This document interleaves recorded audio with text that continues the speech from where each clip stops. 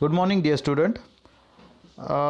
Bookkeeping and अकाउंटन्सीमध्ये ह्या second चॅप्टरमध्ये accounts of not for profit concern आज आपण बघणार आहोत terms used in accounts of not for profit concern which are not given in your textbook deeply which I explain in this lecture. Okay, let me see the step by step meaning of concept regarding or related with accounts of not for profit concern. Here we see the first concept, that is subscription. Subscription is a major source of income to the not-for-profit organization. It is paid by the members periodically or in lump sum. It is recurring in nature and is recorded on the income side, that is credit side of income and expenditure account. This is one of the source. सबस्क्रिप्शनला मराठीमध्ये वर्गणी म्हणतात, हे लक्षात घ्या. Not for profit कन्सर्नच्या जे काही सभासद आहेत त्या सभासदांना दरवर्षी ही वर्गणी काय करावी लागते, स्पेसिफिक वर्गणी ही द्यावी लागते. बघूया त्याचं कॅल्क्युलेशन काय आहे ते आपण नंतर सविस्तरपणे पुढच्या कॅल्क्युलेशन व्हिडिओमध्ये बघणार आहोत, त्याचं वर्किंग नोट बघणार आहोत. या व्हिडिओमध्ये आपण फक्त ज्या concept related with not for profit concern या बघणार आहोत. त्यानंतर पुढे आहे life membership fees. Life membership fees paid by the member once in a life to become a life member of the organization which is a not for profit organization. It is capital receipt and is added to the capital fund. इथे आपल्याला बघा जी concept दिलेली आहे त्या कन्सेप्टमध्ये आपल्याला त्याचं मिनिंगसुद्धा दिलेलं आहे, अर्थ दिलेला आहे आणि त्याची पोस्टिंग कुठे होते ते सुद्धा आपल्याला सर्वसाधारणपणे इथे या कन्सेप्टमध्ये दिलेलं आहे. लाईफ मेंबरशिप फीज म्हणजे आजीवन सभासदत्व. हे आजीवन सभासदत्व एकदाच वर्गणी भरणार आहे. आजीवन सभासदत्व शुल्क हे एकदाच भरणार आहे आणि ती व्यक्ती संस्थेची कायमस्वरूपी सभासदत्व स्वीकारणार आहे किंवा होणार आहे.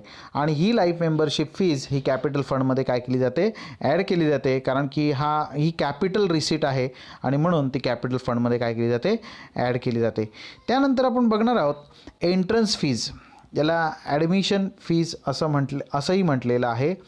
At the time of joining the organization, a new member has to pay entrance fees. ज्यावेळेस सभासद नफा हेतून संस्थेमध्ये किंवा नॉट फॉर प्रॉफिट कन्सर्नमध्ये येतो त्यावेळेस त्याला जे काही प्रवेश शुल्क भरावं लागतं किंवा त्याला एंट्रन्स फीज किंवा ॲडमिशन फीज असं म्हणतात. Since it is paid only once by a member, एकदाच सभासदाला ही एकदाच द्यावी लागते ज्यावेळेस तो प्रवेश करतो तेव्हा. It is non recurring in nature, ती पुन्हा पुन्हा घेतली जात नाही आणि म्हणून ती कॅपिटल रिसीटला ॲड केली जाते आणि कॅपिटल रिसीटला ॲड केली जाते आणि म्हणून ती कॅपिटल फंडमध्ये काय केली जाते, ॲड केली जाते लायबिलिटी साईडला. आता याच्या संदर्भात तुम्हाला प्रॉब्लेममध्ये ॲडजस्टमेंटमध्ये तुम्हाला ॲडिशनल इन्फॉर्मेशन दिलेली असेल, whether you have to add that admission fees or entrance fees to capital fund or not, or shown in the income and expenditure income side, that is credit side.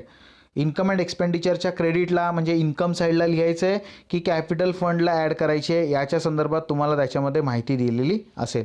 पुढे बघूया आपण.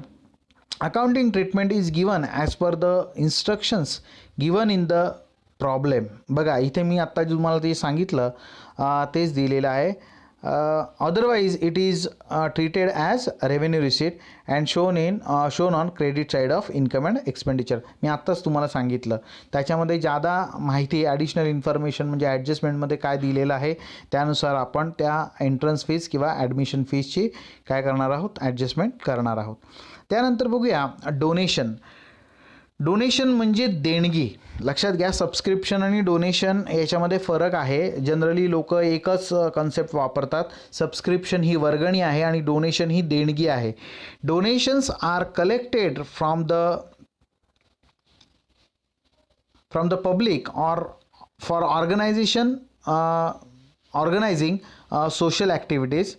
There are two ways or two types for collection of donation, that is a special donation and what we called as a specific donation also, and the general donation. First we see the special donation, that is called as specific donation also. Special donations are non-recurring in nature and they are recorded on the liability side of the balance sheet, such as donation for building, donation for library, donation for playground, etc. And general donations are not related to specific objective, so they are recurring in nature and they are recorded on income side of income and expenditure account, whereas sometimes special adjustment is provided for capitalization of donation, then it must be capitalized. बघा, general डोनेशनच्या संदर्भामध्ये तुम्हाला ॲडजस्टमेंटमध्ये दिलेलं असेल, कारण की general donation कसे recurring टाईपचे आहेत, पण तरीसुद्धा एखाद्या प्रॉब्लेममध्ये तुम्हाला जर का ॲडजस्टमेंटमध्ये दिलेलं असेल की since it is added to the capital fund, जर का तुम्हाला कॅपिटल फंडमध्ये ॲड करायला सांगितलेली असेल तर तुम्ही ती कॅपिटल फंडमध्ये काय करायची आहे, ॲड करायची आहे. त्यानंतर आपण बघणार आहोत government grants. Whenever specific information is given about government grants, it should be added to specific fund. Government Grant म्हणजे शासकीय अनुदान. शासकीय अनुदान हे जर का काही विशिष्ट कामासाठी जर का दिलेलं असेल तर ते स्पेसिफिक फंडमध्ये काय केलं जातं, ॲड केलं जातं. Such government fund should not be included in the capital fund. हे कॅपिटल फंडमध्ये ॲड केलं जात नाही, तर लायबिलिटी साईडला स्वतंत्रपणे स्पेसिफिक फंडसारखं दाखवलं जातं. कारण की गव्हर्मेंट ग्रँट ही जर का स्पेसिफिक तुमची नफा हेतुहीन संस्थेची समजा जर का एखादी इमारत बांधायची असेल किंवा खेळाचं मैदान असेल किंवा लायब्ररीसाठी जर का दिलेलं असेल जर का गव्हर्मेंट ग्रँट, तर अशा प्रकारची जी गव्हर्मेंट ग्रँट आहे ही स्पेसिफिक डोनेशनसारखी स्वतंत्रपणे तुमच्या लायबिलिटी साईडला एन पी सीच्या लायबिलिटी साईडला बॅलन्स शीटमध्ये ही दाखवली जाते. त्यानंतर बघूया आपण capital fund. It is also known as general fund. The excess of assets over liabilities of not for profit concern represents capital fund. Previously we see, या आधीच्या व्हिडिओमध्ये सुद्धा आपण बघितलेलं आहे कॅपिटल फंड म्हणजे काय ते, की assets excess of assets over liabilities are called as capital fund in not for profit concern. Okay, it is similar to capital account. Every year surplus of income and expenditure account is added to the fund, and if there is a deficit it is subtracted from the capital fund. Entrance fees, life membership fees and legacies are added to this fund. जर का तिथे लिगसीज असेल, life membership fees असेल किंवा entrance fees जसं आपल्याला सांगितलेलं आहे ॲडजस्टमेंटमध्ये, ती जर का दिलेली असेल तर ती आपल्याला कॅपिटल फंडमध्ये ॲड करायची आहे. सरप्लस असेल तर कॅपिटल फंडमध्ये ॲड करायचं आहे आणि डेफिसिट असेल तर कॅपिटल फंडमधून वजा करायचं आहे. त्यानंतर आपण बघणार आहोत specific fund. It is created for building fund, charity fund, prize fund, for conducting tournaments, etc. All income and expenditure pertaining such funds should not be recorded in income and expenditure account. Income related to such fund is added to special fund, and expenses relating to such funds should be deducted from special fund, and balance is transferred to liability side of balance sheet. बघा, special fund किंवा specific फंडसुद्धा आपण याला म्हणू शकतो की काही विशिष्ट कामासाठी जर का निधी उभारलेला असेल. फंड म्हणजे काय, निधी. फंड म्हणजे काय, निधी. तर विशिष्ट कामासाठी जर का तो फंड उभारलेला असेल तर त्या फंडाचं जे इन्कम आहे त्याच्यामधून एक्सपेन्सेस वजा करून राहिलेली रक्कम ही त्या स्पेसिफिक फंडमध्ये किंवा स्पेशल फंडमध्ये काय केली जाते, ॲड केली जाते बॅलन्स शीटच्या लायबिलिटी साईडला. If amount of such fund is less than the expenses, the balance of expenses not recorded from special fund. So it is shown on the debit side of income and expenditure account. And above rule is not applicable to general fund. हा जो वरचा नियम दिलेला आहे हा general फंडमधून कुठल्याही प्रकारचे expenses वजा करायचे नाही आहे. जनरल फंडसाठी त्याच्यामध्ये दुसरा एक कन्सेप्ट आहे जनरल स्पेसिफिक फंड आणि जनरल फंड. जसं वरती जनरल स्पेशल डोनेशन आणि जनरल डोनेशन दिलं आहे तसं इथे स्पेशल फंड आणि जनरल फंड असं आपल्याला दिलेलं आहे कन्सेप्ट. बघूया आपण. Above rule is not applicable to general fund, but income from general fund investment is taken to income and expenditure account. General फंडपासून किंवा जनरल फंड इन्व्हेस्टमेंटपासून जी मिळालेली इन्कम आहे ती मात्र इन्कम अँड एक्सपेंडिचरच्या क्रेडिट साईडला म्हणजेच इन्कम साईडला रेकॉर्ड केली जाते. There after we see the next concept that is legacies. Legacies is a gift to the organization as per the will of deceased person. Such gifts are called as legacies. आता याचा deep explanation मी तुम्हाला देणं गरजेचं आहे कारण की ते short टर्ममध्येच दिलेलं आहे. लिगसीज म्हणजे अशी रक्कम आहे जी डिसीज्ड व्यक्तीच्या, आता डिसीज म्हणजे कोण तर एखादी मृत पावलेली व्यक्ती असेल किंवा एखादी मानसिक संतुलन बिघडलेली व्यक्ती असेल किंवा त्याच्यानंतर ज्या व्यक्ती बँकरप्ट झालेले असेल असं डिसीज म्हणजे काय, एखाद्या व्यक्तीचा मृत्यू झालेला आहे त्या मृत्यू झालेल्या किंवा मृत पावलेल्या व्यक्तीच्या वारसदाराने त्या मृत व्यक्तीच्या इच्छेनुसार नफा हेतुहीन संस्थेला दिलेली जी काही देणगी आहे किंवा गिफ्ट आहे त्याला लिगसी असं म्हटलेलं आहे. So if there is no specific information in problem such receipts are treated as capital receipt. आता त्या लिगसी संदर्भात जर का जादा काही माहिती जर का प्रॉब्लेममध्ये दिलेली नसेल तर तुम्ही ती डायरेक्टली कुठे घेऊ शकता, कॅपिटल रिसीटमध्ये घेऊ शकता.